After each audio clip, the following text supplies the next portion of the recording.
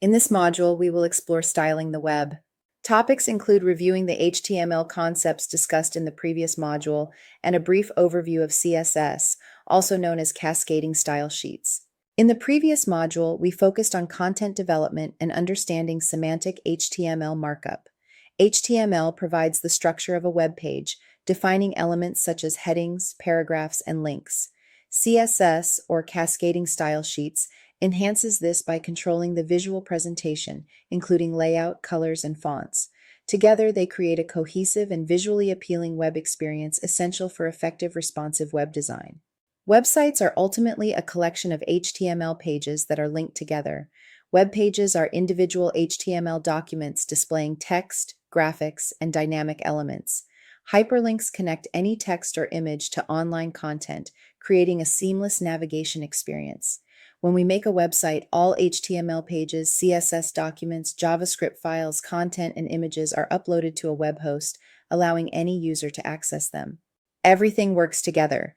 When you type a domain name or a URL, a web address in your browser, it sends a request to your internet service provider like AT&T or Comcast. The internet service provider finds the web host where your website is stored, such as GoDaddy or DreamHost. The host server sends the web page back, and your internet service provider delivers it to your browser. All the files and linked content are downloaded, allowing the page to display almost instantly.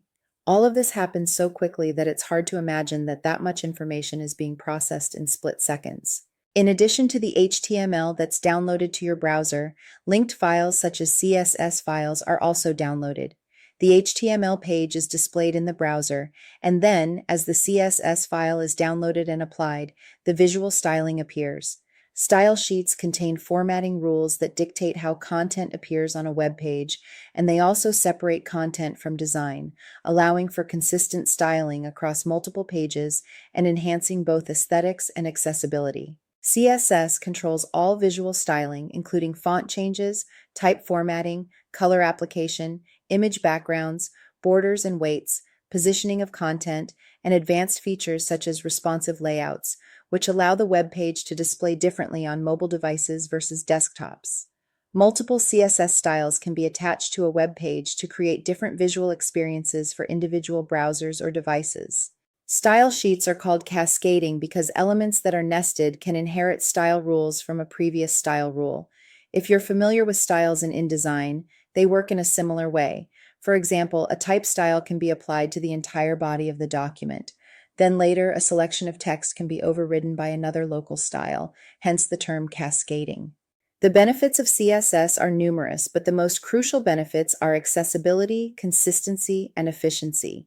If a website has 500 pages, which is not uncommon, and the font size needs to be changed, one line of CSS can be changed, rather than opening 500 HTML pages and manually changing the font size on each page. For that reason, style sheets are typically stored externally, making them easier to update and edit. There are also so many things we can do with CSS that aren't possible in HTML.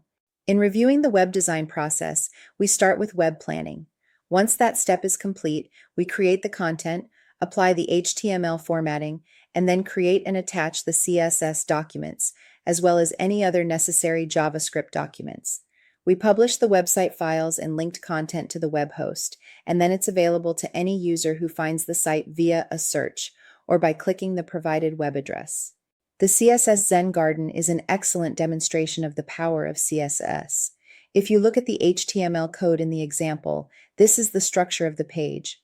Hierarchy has been applied through the use of headings, and content has been organized into divisions and paragraphs.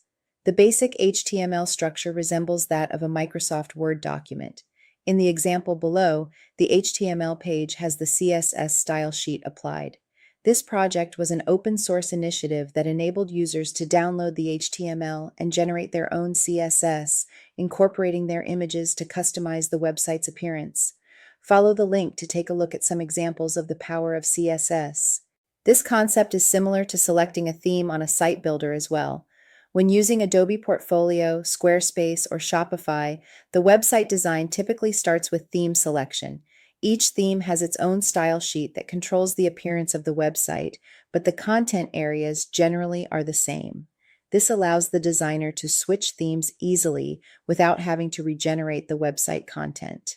Although we are not hand coding in this course, I included several code resources. W3 Schools is a good resource for coding. In addition to HTML and CSS, there are also sections on JavaScript and other scripting and programming references. The site is easy to use and guides you through the initial steps, from a beginner to an advanced user. Any text editor can be used to write code, but some make it easier to organize and write using some built-in shortcuts. Adobe offers a program called Dreamweaver, but there are also alternatives such as Sublime and Brackets. During this course, we will use a site builder that eliminates the need for coding. However, in your career, you will most likely use other tools, which will be discussed in the next module, such as site builders like Squarespace and Shopify.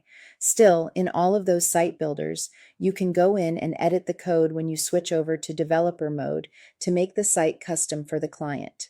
It's not necessary to dive in and memorize how to code, but save these resources for future reference. There's a lot to coding, and it does take some time and practice to grasp all the concepts.